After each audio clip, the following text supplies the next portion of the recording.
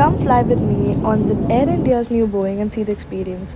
The flight was huge with so many seats and it was empty because it was like a layover at Delhi from Sydney. The windows were these automated button ones which created like a fog in the middle and then just got cleared eventually. And yeah, it was pretty amazing. I had so many options to watch from. My friend was watching Toy Story, and the favorite thing, literally, a charging point on a flight. What? And yeah, so basically, you know me, and I could not wait for the food to come. So the food had finally arrived. It was keema pao and a dessert.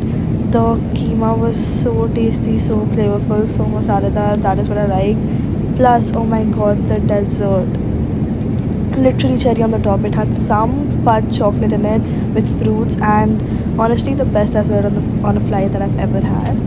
Moving on, well, yeah, I think that's pretty much it. My friends did not let me watch TV properly, so yeah, bye bye.